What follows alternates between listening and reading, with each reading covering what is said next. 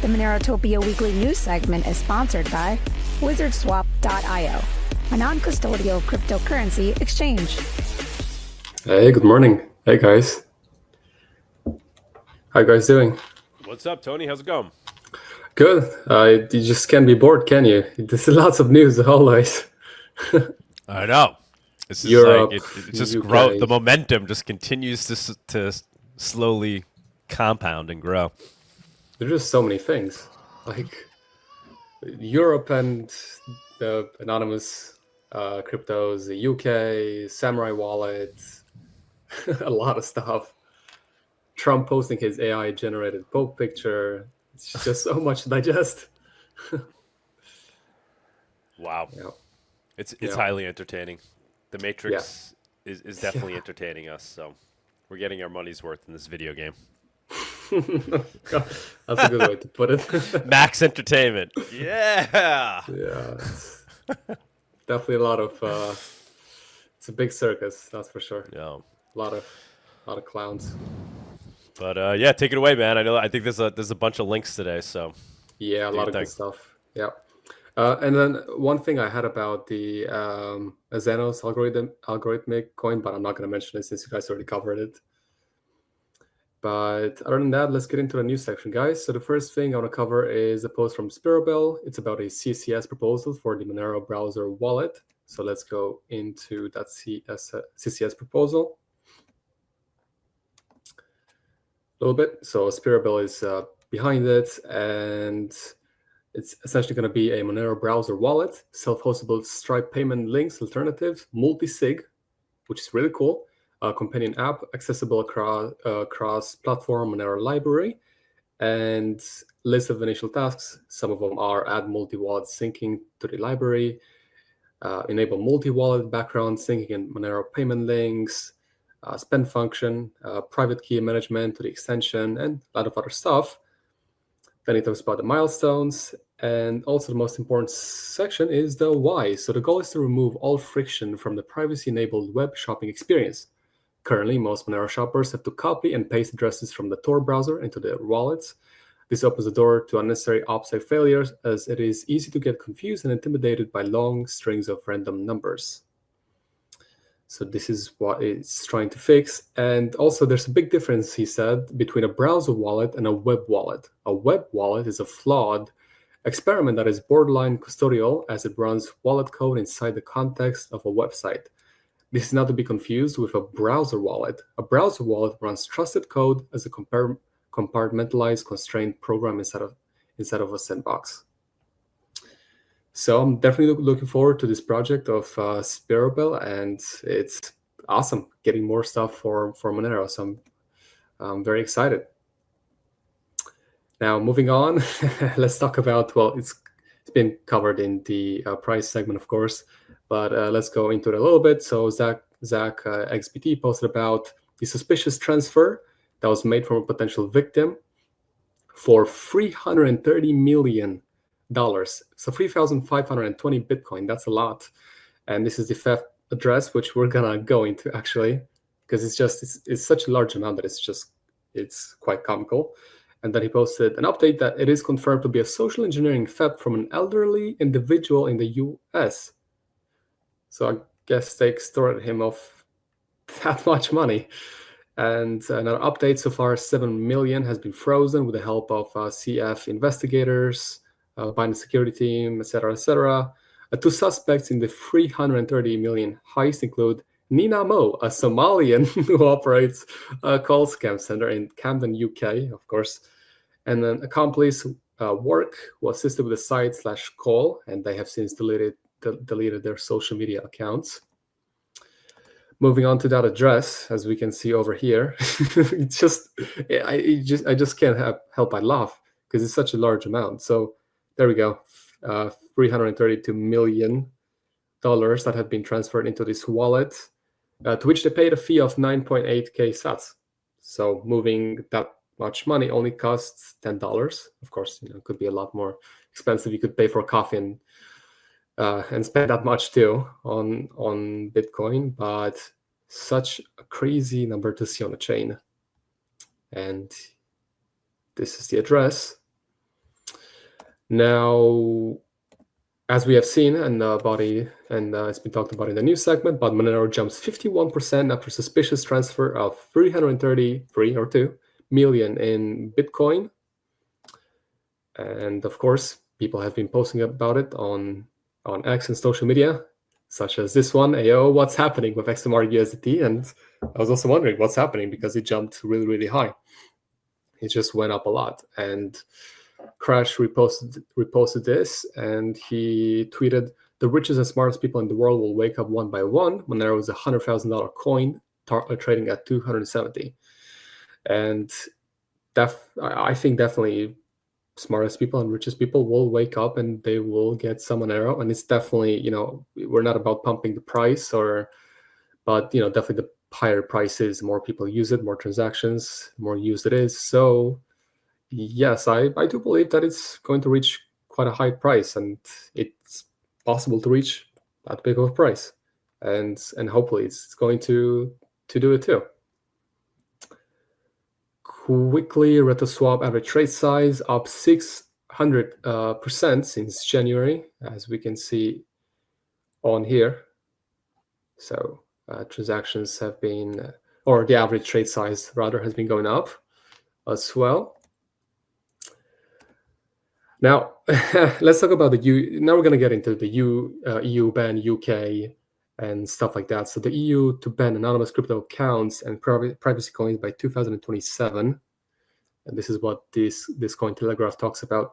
Now, I tried to get my hands on the actual paper, and it's been very, very hard to find. And I actually did manage to find that paper, and it's in a Canva, a Canva file. But I did manage to get it, so it's quite funny. But yeah, so we're going to talk about this. So the European Union is set to impose sweeping AML rules that will ban privacy-preserving tokens and anonymous cryptocurrency accounts from 2027. We'll go into it a little bit on the slides to see what that means. But basically, under new anti-money laundering regulation, credit institutions, financial institutions, and crypto asset service providers will be prohibited from maintaining anonymous accounts or handling privacy-preserving cryptocurrencies such as Monero. And that's very important. And we're actually going into the paper in a bit. But from what I understand and from what I read, it's not like it doesn't make it illegal to hold Monero. It's just that credit institutions, financial institutions, and crypto asset providers, they will just be prohibited from maintaining accounts, handle Monero, and things of that nature. Let's go a little bit. I think there was some other stuff from here. If not, we'll go straight into that. EU to increase oversight of crypto service providers. Yeah, so essentially it's gonna take effect on July 1st, 2027, quite a bit. Then also other notable measures include mandatory customer due diligence, CDD, on transactions above €1,000, which it's just such a small amount of money, but they still want customers to do their due diligence on it. So they really want to know what you're doing with your money, essentially, because I think the amount, I think it was 10,000. Now I think it's something like 1,000, but it's just such small amounts. They definitely want to crack down on what you're doing. So let's see. It's kind of hard to operate a little bit because it's a Canvas slide. But let's see. I think it was slide 13 or 12, but this is how it looks like. EUCI, the AML handbook. Looks nice. Table of contents. Okay. So introduction. Let's read this a little bit, and then we'll go into page 12 or 13. The regulatory landscape for crypto assets in the European Union has evolved significantly, and has since the adoption of the AML directive, which first extended AML and counter-terrorist financing applications to crypto asset service providers. So with time, of course, they had to criminals, and they've been using crypto to launder and finance terrorism and things like that. And it happens way more with cash, with dollars and euros than crypto, by the way. And we've shown this in a couple episodes before, where crypto was such a small, minimal amount compared to what the dollars are being used for financing, that it's just an excuse for them to crack on it. But yeah. So essentially, they're now wanting to crack down on crypto assets more and more. Rapid technological changes, of course. So this is their little handbook. A guide for crypto activities provides a structured and practical overview of these obligations under the new AML regulation. Same shit as usual, says Roy on YouTube. Same shit as usual. That's true. So let's go to page, I think it was page 11 or page 12. Do what Roy said, they do whatever they want, but not for the slave. Well, that's true. It's always been true. Slave is a slave. Yeah, there we go. So introductory note on anonymity risks in crypto assets services. And it's going to be interesting when we're going to talk about the UK version of this, because in the UK, essentially, they won't allow you to buy crypto using credit cards. Because they kind of talk about it akin to gambling. Now it's going to be interesting how they look at this stuff and their little crackdown. But yeah, so the anonymity of crypto assets presents significant risks of misuse for criminal purposes. It's minimal again. I wish I had the charts available now, but yeah. So anonymous crypto asset accounts and other anonymizing instrument hinder the traceability of transactions, obviously, and complicating the detection of suspicious activity and the application of effective customer due diligence measures. So these anonymous things, they go against of us spying on you. To ensure the robust application of AML CFT requirements, crypto asset service providers should be prohibited from offering or maintaining anonymous crypto asset accounts or any mechanism that enables enhanced obfuscation of transactions, including through anonymity enhancing coins. So from this and the next page, it doesn't seem like they're banning individuals per se of owning them, but just makes it a lot harder to get it, or they're trying to. This prohibition does not extend to providers of hardware, software, or self-hosted wallets, provided they do not possess access to or control over the crypto asset wallet themselves. Next page, I think, let's see. Or was that it? I think. Oh, anonymous accounts and bearer shares. Oh, I think this is the last one on this. Article 79 of the AMLR establishes strict prohibitions on anonymous accounts, bearer shares, and bearer share warrants to enhance financial transparency and prevent illicit financial activities. Enhance financial transparency. To enhance just spying on you. Prohibition of anonymous accounts. So again, credit institutions, financial institutions, and crypto asset service providers are prohibited from maintaining anonymous accounts, including bank and payment accounts, passbooks, and safe deposit boxes, crypto asset accounts allowing anonymization of transactions, accounts using anonymity enhancing coins. Existing anonymous accounts must undergo a CDD, customer due diligence. Sounds fun to say, CDD. Sounds like CBDC. Rhymes a little bit, right? Before further use. So there we go. I don't see it as a ban necessarily. Like, you can still hold Monero. It's not illegal, but it's gonna definitely make it a lot harder to get in Europe. And they're set on it. So that's, I guess, what was it, January 1st, 2027. So almost 2 years to go. But that's been the direction, and that is the overall direction. Let's go on the UK part. And this was much easier to find, this publication than the other one. I don't know why they didn't. I guess another thing is, I don't know why they didn't publish the previous one, this one from Europe's AML. I don't know why it's not published. I couldn't find it. Maybe, I guess they're still working on it, but I don't know. Yeah, going back to this one. This one is interesting. Essentially, they want to ban retail investors from borrowing money, so using credit cards to buy crypto. And I do like what Freddie New posted here on X. Solution is simple. Roy said, stop paying taxes, stop using their fiat money. Yeah, it's probably a lot easier in other countries, but in the US, you better pay your taxes or they'll show up at your door with a couple AKs. But he said, Freddie News said on X about this whole UK situation. There's a lot to unpack. There is. Basically, I think everybody agrees, they hate you, and the fact that you have any money at all to spend on things you want to buy utterly enrages them. So this is from the latest of a series of discussions papers being published by the FCA, setting out the proposed regulatory regime for the entire crypto assets sector. Bitcoin Policy UK prepared responses to previous papers and will do the same here. A key issue is the FCA's ongoing failure to understand, and this is interesting, that different crypto assets have different risk profiles and should be treated differently, right? So Bitcoin, as that doesn't have the same risk profile as Unicorn Fardust or Fartcoin or whatever, or Trump coin. And he makes the case, Meta doesn't have the same risk profile as an unfunded startup, which is true. Overall, Bitcoin and Fartcoin are not on the same risk profile, for sure. In my opinion, Bitcoin is still risky because I don't believe in it.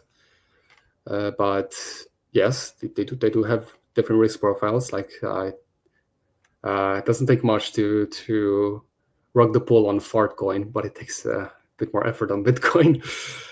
Now, specifically on the use of credit cards for purchasing crypto assets, note that the small print statement, the prohibition will be against directly using a credit card to buy crypto assets. So I guess, and it doesn't apply to stablecoins.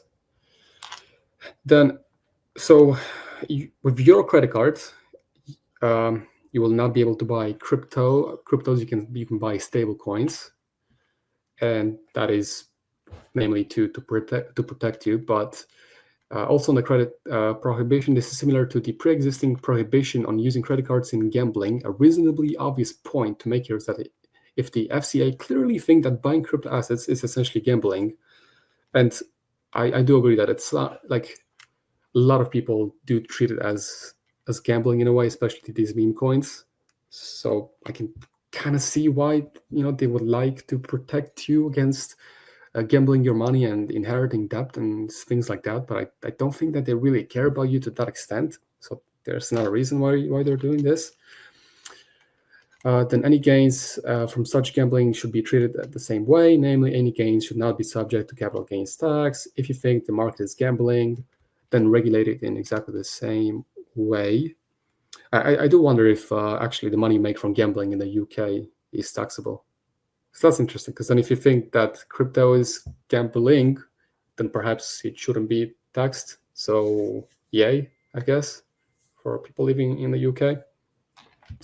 But yeah, this is basically what this is about. Let's go into page 51 of the publication from fca.org.uk, restricting the use of credit to purchase crypto assets. JK said, okay to gamble on football or horses or slot machines, right?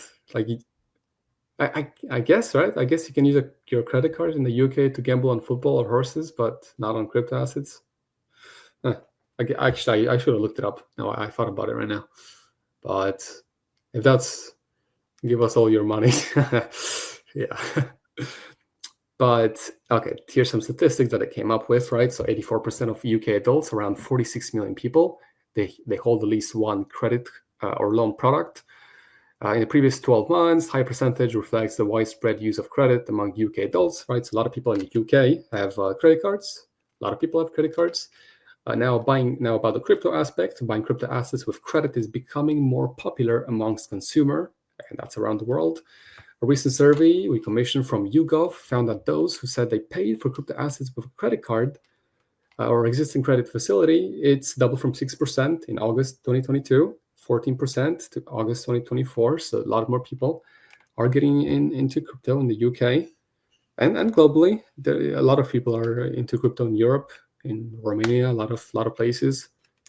I think Ljubljana was one of the friendliest crypto accepting places in the world too. That's a nice place, by the way. It'd be cool to have a MoneroTopia there. But however, using this credit to buy crypto assets is too risky. There's inherent volatility, right? There's more volatility in crypto. Fluctuations can significantly and rapidly change the value of consumers' holdings. That's true. Okay, and they're basically concerned that by buying the crypto assets of credit, you may take on unsustainable debt, which some people do. There's all kinds of stories: selling their cars, selling their house, selling their whatever. Just like with slot machines, like JK said, or any other form of gambling. The potential for impulsive crypto purchases can also increase the risk of over-indebtedness. Okay, and while a number of high-profile payment firms have voluntarily restricted consumers from buying crypto assets with their credit cards, some crypto asset firms continue to promote the ability for consumers to buy these assets using credit. Lastly, I like these open-ended questions that they have on this publication. So, and if I like to see what you guys think in the YouTube comments too. But so would restrictions on the use of credit facilities to purchase crypto assets be effective in reducing the risk of harm to consumers, particularly those vulnerable, the retards? Actually, I probably shouldn't use that word, but it's quite a funny Reddit term. Are there alternative approaches that could equally mitigate the risks? Yes, and I think that is education. I think that instead of putting so many rules, you should look, why do people have this behavior of gambling and these addictions, if that's how you view it? And if you really want to protect them, then you look at your educational system and fix your educational system and have a more educated society, so that you have less rules. But if your society is that horrible, and yeah, I guess you need to implement more rules so that there's no chaos. But it's just really an excuse. They don't care to fix your education. They want you to be, more intelligent, and they just want to spy on you more while they're at it. So that's what they want to do. So that's the answer for question 41, UK.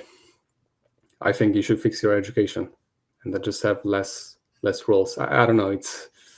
I can see where they're going with this, making it akin to gambling, yes, but the direction in which the UK is going with censoring speech and censoring and doing all this stuff, I doubt that they really care about the people and whether they gamble. I think they could give less of a shit if people gamble it, but whatever.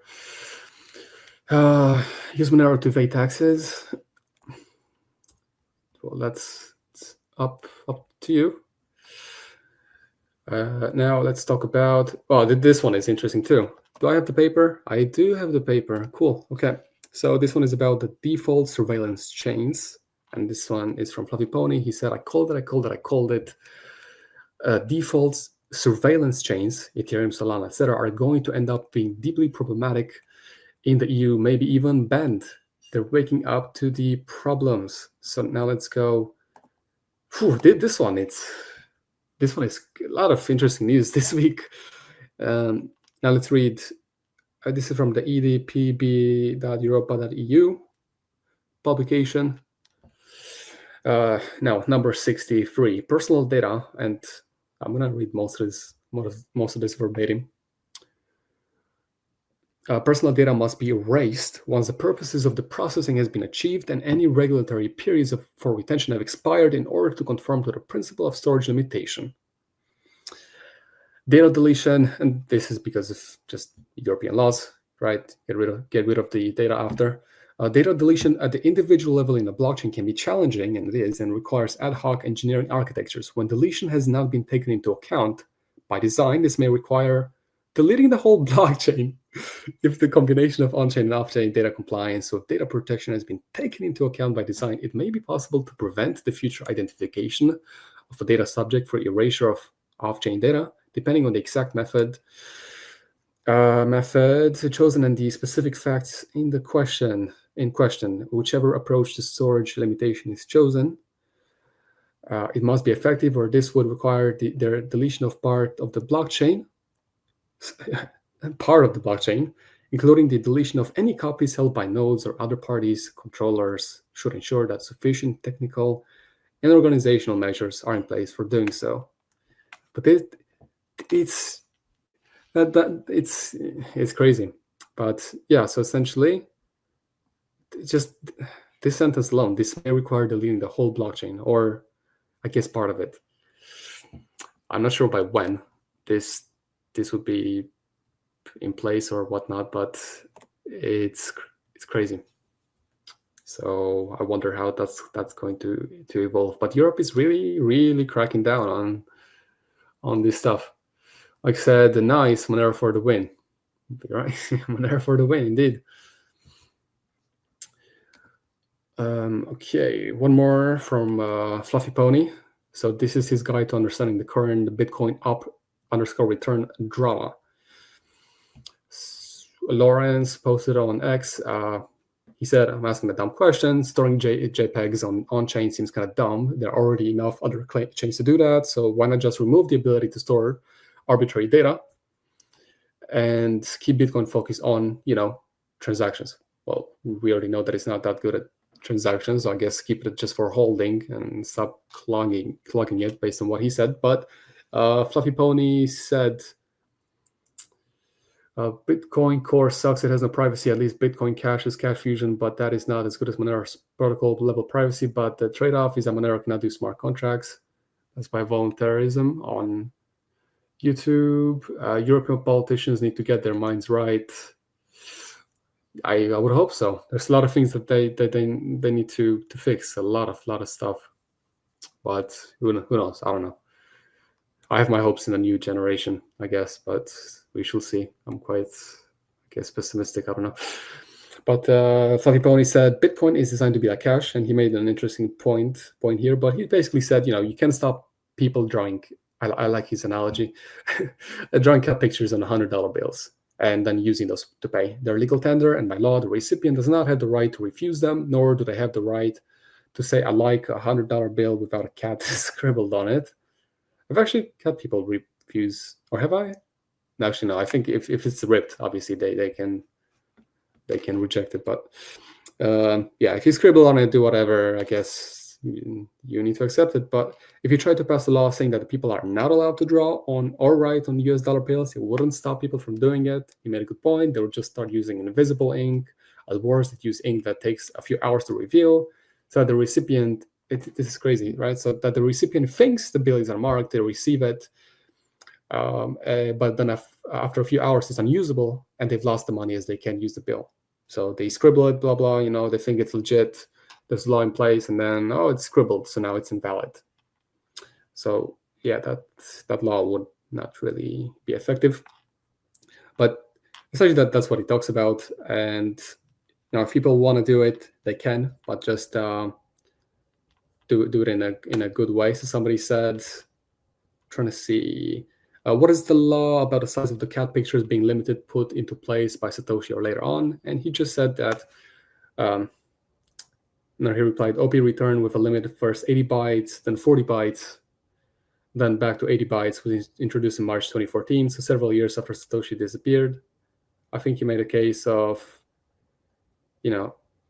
at least guide them at least guide people to, like, you can't stop people from doing dumb things, but at least guide them to do it in the least harmful way. That's his stance on people putting JPEGs and things like that. Now, Monero market is closing down. Hate to see another marketplace going down. Here's the message. Monero market is winding down operations. Thank you to all users that took part in the circular economy. Effective immediately, there will be no new sign-ups or listings. Please withdraw any funds left remaining on the platform. Vendors can export listing data on their profiles. Profile page Monero market will officially close on May 14th, 2025. We gave the project our all, but the effort required to keep it running no longer makes sense. We're moving on to other things. The future is bright for Moneros. So that's sad to see. Yeah, this was really sad. I have no idea why they're shutting down. They had a decent amount of activity, to my knowledge. It was a nice Monero shop, but yeah, now the only one, be XMR Bazaar, I guess. It's the only one, and thank God we have it. It's kind of sad. Whenever I see these posts, I just get flashbacks of local Monero, XCH, and all these places. But thank God people are still developing. We have XMR Bazaar, a lot of things coming up, so it's sad, but at least we still have development going on. So yeah, it's like they reference the cost, but it's like I thought they made a decent amount of money on fees, but because they had they took money from transactions, to my knowledge, right? Or am I mistaken on that? That I'm not sure, but Yeah, I'm not sure. But yeah, that's unfortunate. Now, MEXC posted on X, GM, do we have enough liquidity or do we need more? Yes, I think you need more right here for Monero because the withdrawal status of Monero is always unavailable. What a, I don't know, I guess they were trying to boast a little bit. Obviously, it's a boasting post for sure. They try to boast like they have liquidity. Okay, then what's up with Monero? Why don't you put some more liquidity there, huh? Yeah. Moving on. So in China, they unveiled gold to cash ATMs that melt jewelry, verify purity, and transfer funds to bank accounts all in just 30 minutes. So that's interesting.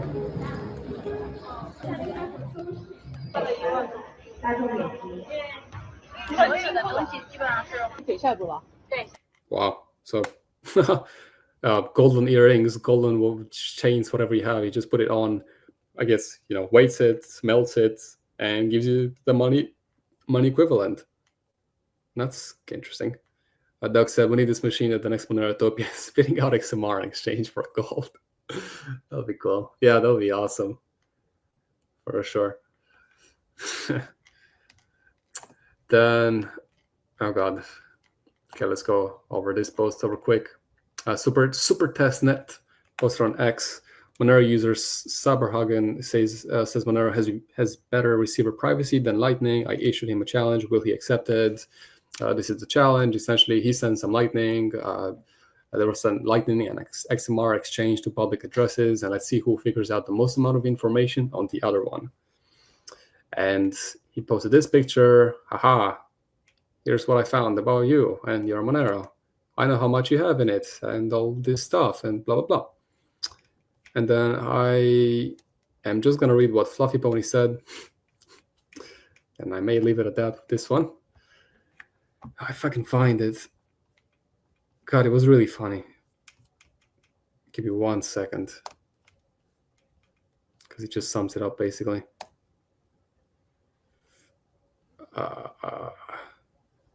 Basically, he didn't trace anything.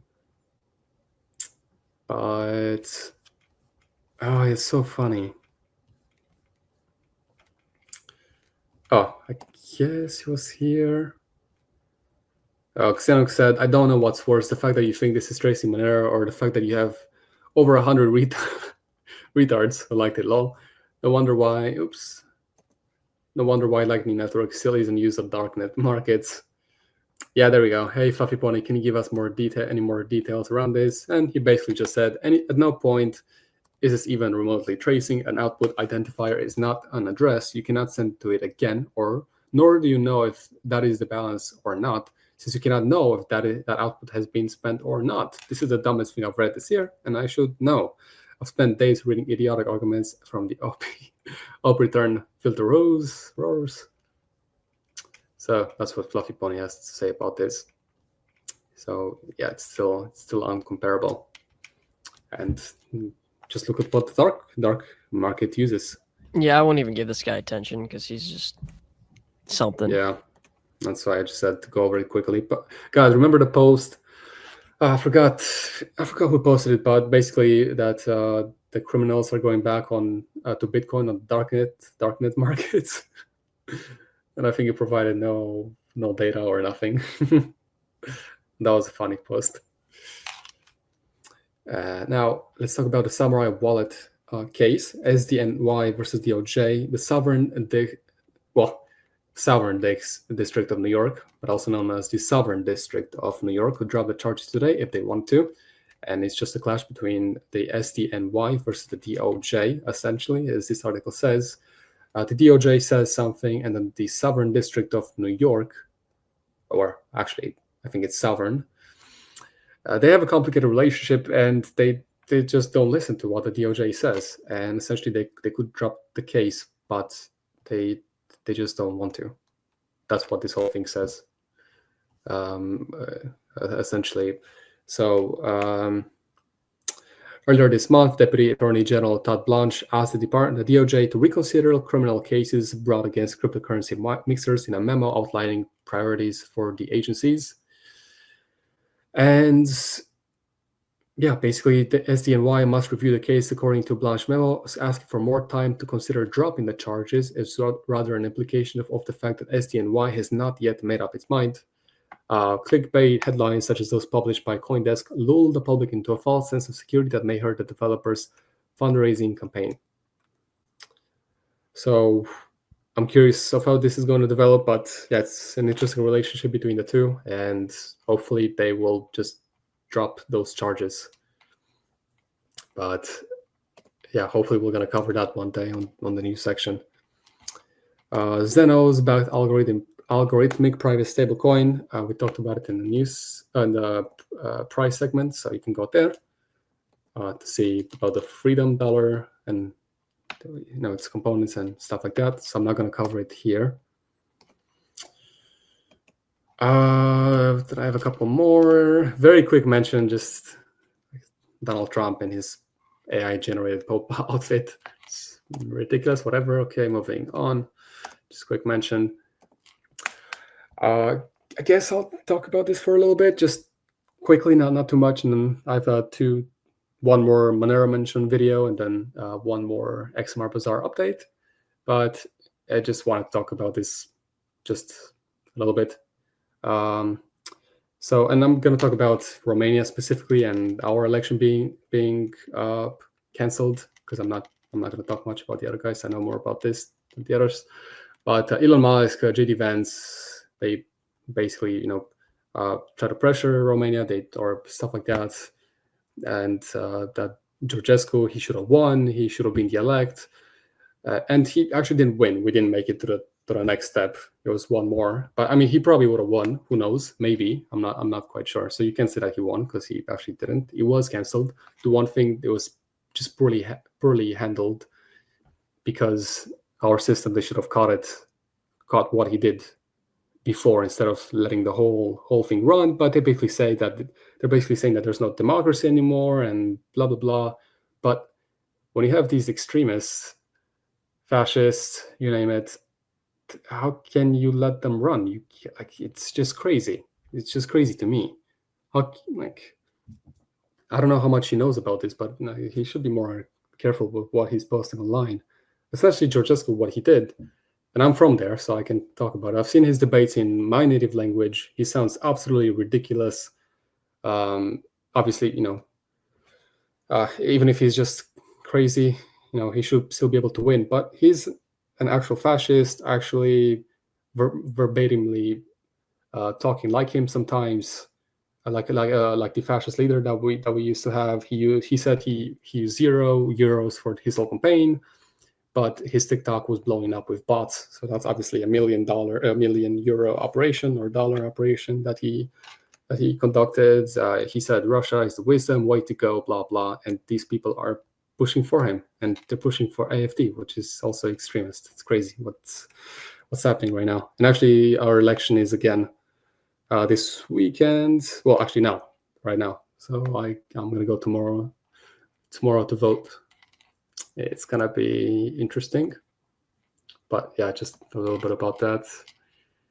It's crazy. Monero mentioned, Tom Woods asked the question that makes Bitcoin maxis squirm. My friends say that the vast majority of coins have WarFlex except Monero because it has more privacy than Bitcoin. What are your thoughts on Monero? But I have some friends who say to me, I agree with you. The vast majority of these coins are not worth anything, but I'll make an exception for Monero, because Monero is a good cryptocurrency because in part it has more privacy protection than Bitcoin has. Do you have any particular feelings about Monero and how we ought to think about it?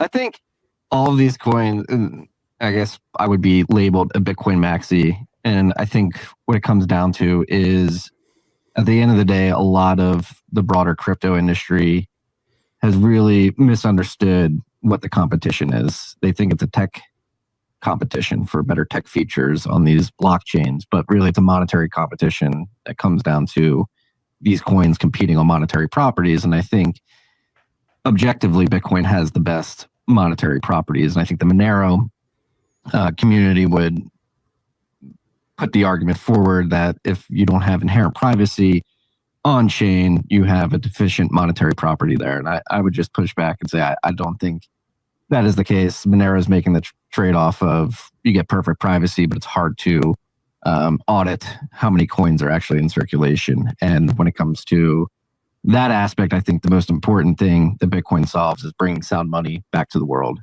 And when it comes to enabling privacy at the protocol level or layers above it, I think that is a feature that is being added slowly but surely over time. So while I think it's objective to say that Bitcoin out of the box is not as privacy preserving as Monero, it is certainly out of the box a better monetary protocol, but has a better monetary policy, if you will. And I think slowly but surely we're beginning to see over time, both with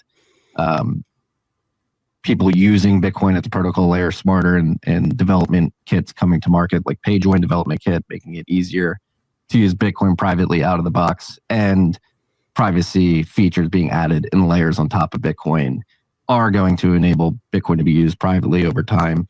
But at the end of the day, whether it's Monero or any other cryptocurrency, I think what's really misguided people is they think these things compete on tech features, so privacy being one.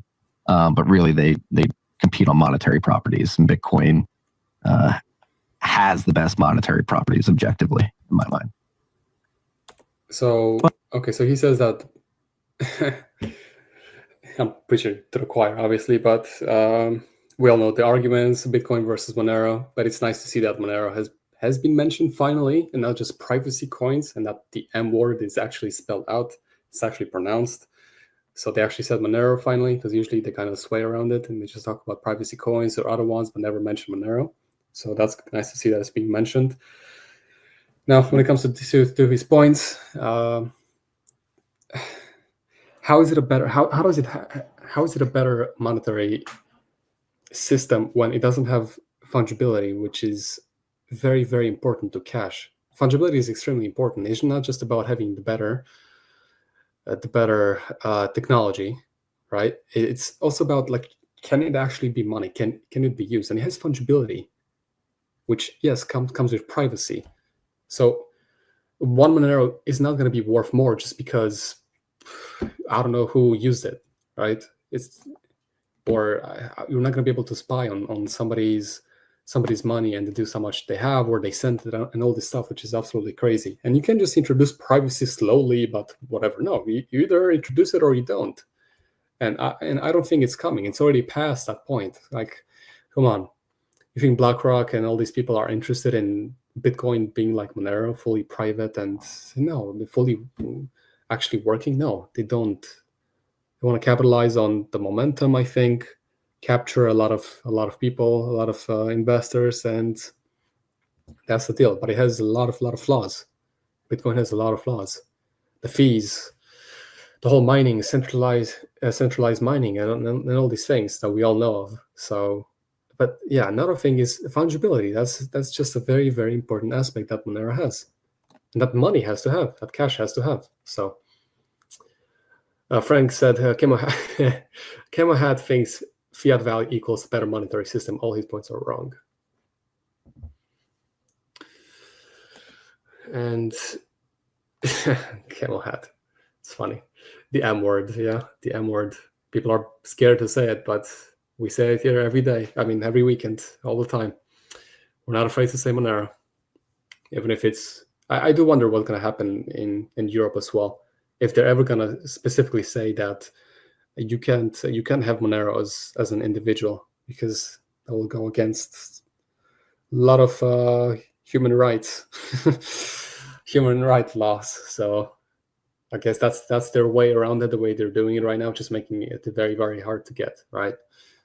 That's the strategy, I think.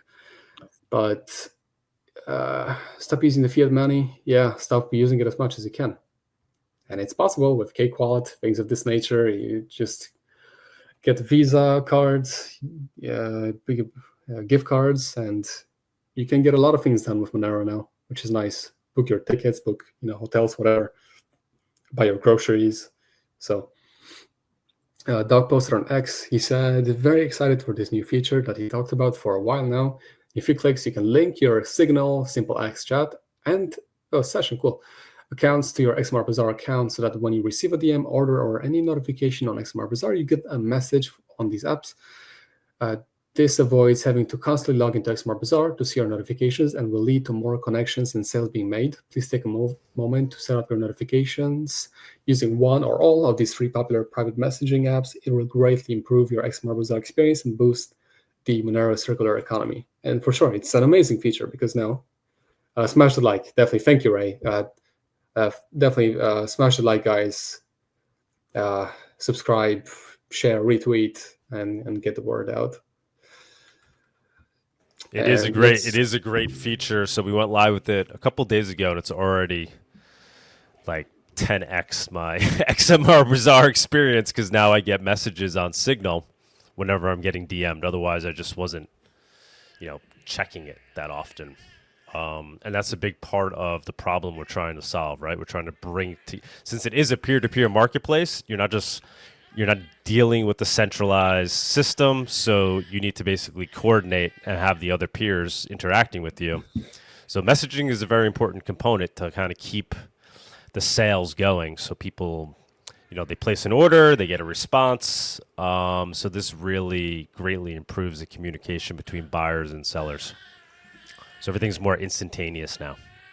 It's amazing. Yeah, because you don't have to log in all the time. You can just do your thing and get your notification on your phone and go in it. Yeah, it sounds like a simple thing, nice. but it's having a big impact. Obviously, like huge. End of the road, we want to have our, we can launch our own app, Android and, iOS, right? Maybe get integrated into Cake. That'd be cool. So you're getting little notifications whenever you make a sale, whatever, You could have XMR Bazaar built right into Cake, maybe. There's things we could do to make it even more spontaneous or instantaneous and usable. But this was a big leap forward. I think we need that app more than satellite. Yeah, for sure. I don't know. And you mentioned Monero Market as well. They closed. I reached out to them. Would love for them to come on the show. I've tried to communicate with them in the past, even when I was, when we started XMR Bazaar, tried to get them to participate in the MoneroTopia. I don't know. We just never. I looked. There was some message that I had that was missed on Reddit because I never check Reddit. So I apologize for that. But would still love to speak with them, talk with them. Honestly, understand why they closed down. I do think it could just be as simple as, wasn't worth it for them. The juice wasn't worth the squeeze. Obviously, at XMR Bazaar, we're taking a large risk ourselves. Everything's been funded by me so far. And Monero Market did have a revenue stream. I mean, they were at least one time taking 5% of all sales. That's kind of one of the reasons why we started XMR Bazaar, because not so much because of the fee they were taking, but the fact that initially they were using, trusted escrow, right? So they would hold your Monero and then pass it on. And obviously there could be legal reasons why you wouldn't want to do that as a marketplace. If you're trying to be a clear net marketplace, you don't want to be viewed as a money transmitter. So that's really was the impetus to why we started XMR Bazaar. But interesting that they weren't able to stay funded, given that they did have that revenue stream. So I don't know. Could just be that it wasn't a big enough opportunity for them. Obviously, XMR Bazaar, we're in it for the very, very, very long game. I mean, I personally want to be able to live off of it. So I'm building this for myself. I'm fully invested, but I would like to make it revenue positive at some point. We are. Sorry for the crying baby in the background. I don't know how is that very disruptive? I'll stop talking. No. It's cute just being there. Oh wait, here we go. Yeah, so we are very soon. We're going to be adding bonding. I know I've been talking about that forever, but it's built already. We just need to do some final testing, and then we're launching Boost. That's also built already. So we'll be making some revenue off of those two features. We are adding the Monero Near Me map feature. So like we were talking about on the show a couple of weeks ago. Drunk Dial Me was talking about the need for a very simple app for putting people for making in-person sales of Monero to cash. So we're trying to solve that problem on XMR Bazaar. Not saying it can't be solved elsewhere, but we're implementing it on XMR Bazaar. I think it should be actually pretty slick. So you'll be able to list yourself on the Monero map, kind of turn yourself on and off when you want to appear as a node, an in-person node that's willing to meet up to sell Monero for cash, or vice versa, to buy Monero for cash. So we're excited about that feature. And yeah, we got a couple other things brewing. I mean, I do think it's going to take some time. We are thinking of doing a fundraiser to try to just bring us back to break even for what we've invested so far. Not that I would stop pursuing it, but definitely if we could get some funding for what was already invested, it would just make us stronger moving forward. So I am considering that. But yeah, sad to see Monero Marketplace go, but we're definitely carrying the torch from here on out. Yeah, I'll be interested to see what mistakes they've done so that XMR Bazaar can learn from it. It's very important. And XMR Bazaar just, you can extend it to app, having its own app, like you said, and then having maybe one day around the world, like real live XMR bazaars, like physical locations around the world. Yeah, we were saying that at the outset of the show, like for maybe doing a series of New York City meetups where it's people just coming to sell goods and services for Monero. Yeah. Trying to get that going. Obviously, that's what MoneroTopia is all about, the conference, but, if we could do it on a more consistent basis. Monero farmers markets, essentially, right? For sure, yeah. But it's really nice. You can just go on XMR Bazaar and so many people are selling just like foods from Italy, to like you bought the Parmesan and this and that. It's nice. You can buy oil from Greece or whatever people are selling. It's so funny. Cool. Cheese seems to be like the early adopted item. Like it's not random, right? It makes sense, like because there's value in buying cheese direct from a source. Like you're gonna get better cheese if you buy it off of some dude who's into cheese living in Italy in a region that produces cheese than you're gonna get from Whole Foods, right? So there's actually real value there. It's not like controversial or illegal in any way, right? It's a fairly large value purchases, so it's worth shipping from Europe, right? So it like checks a lot of boxes, and because of that, we're seeing a lot of different cheese listings. It's kind of funny, actually. This is gonna be the Bitcoin pizza story when Monero's gonna get to 100K. You're gonna say, I spent a couple of Moneros on cheese, on Parmesan. Amazon started with books, right? We're starting with cheese. Cheese. That's funny. Oh man. So actually, yeah, I have a quick story on that. I know I was at the airport and somebody actually brought a whole pig, like a whole chopped up pig for Christmas. Oh, wow. Yeah, you can definitely bring food. It's legal. I mean, we could do things. Obviously, we're going to try to improve the UX and the user interface. Even just the way, it seems like a hodgepodge, but it is quite, you have to search for what you want. I mean, Amazon is similar in that, right? So given the nature of it, you're going to see a bunch of random listings as they come in. I guess we could try to categorize things and filter things better so it doesn't seem like your listing just gets dumped into the bottom of a barrel. And then obviously Boost is really going to help a lot because people could pay a little bit of Monero to win the top spot. So the first category, instead of being what's new, will now be, promoted listings essentially. And so you could promote your listing. It'll just become a market. So if there's value in being the top listing, it's really worth it. So I guess it will start to come more or less on how much it's going to cost to boost an item, right? And there'll be a market for it. So that should be cool. That's going to be an exciting feature.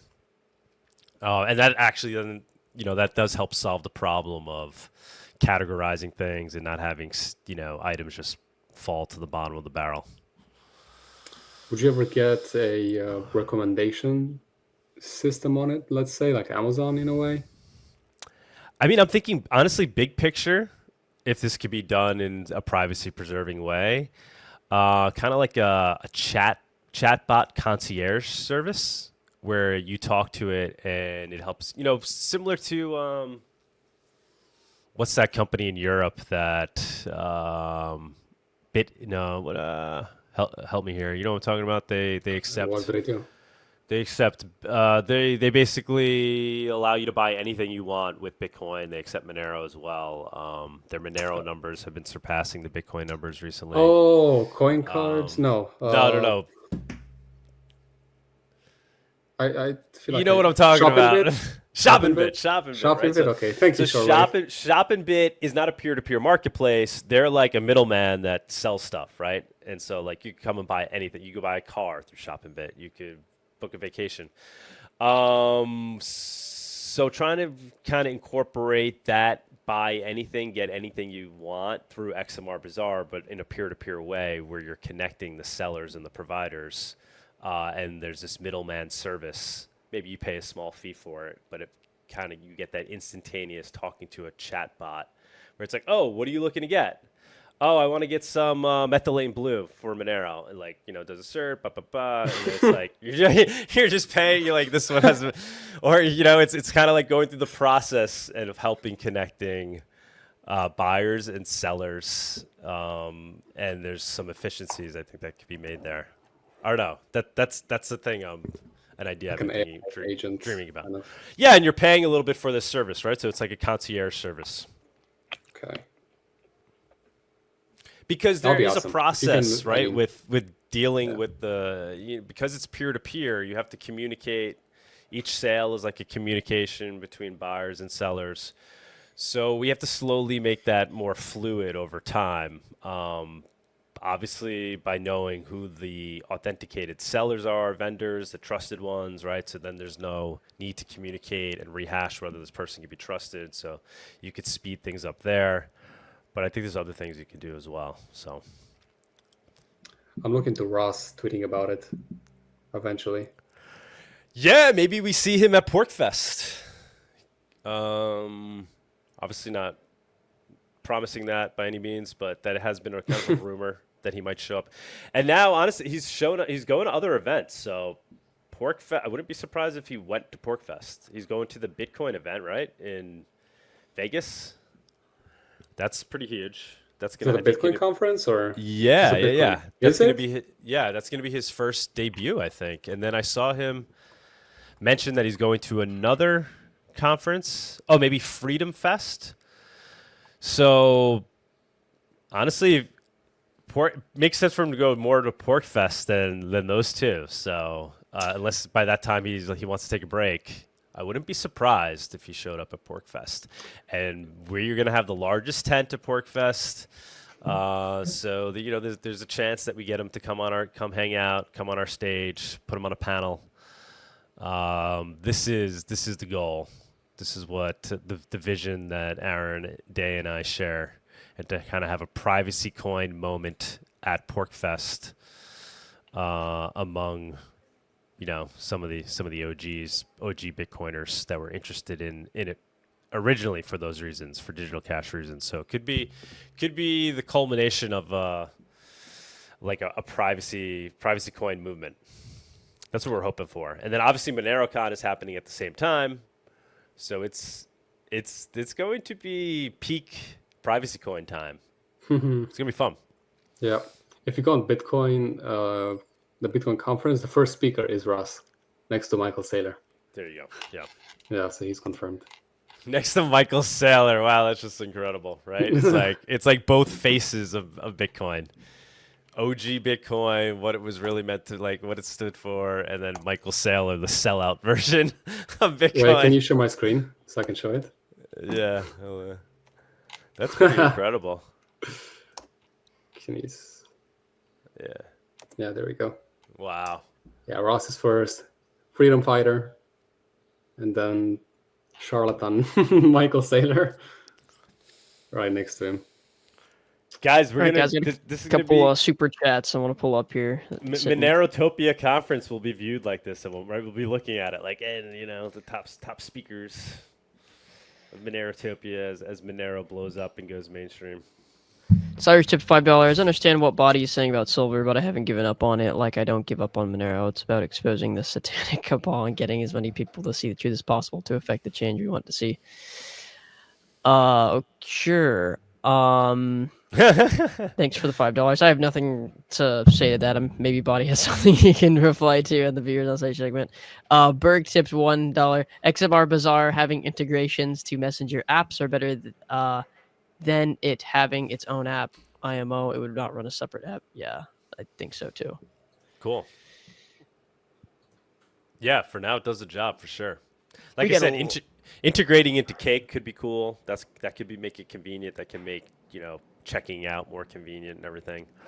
But yeah, that's down the line.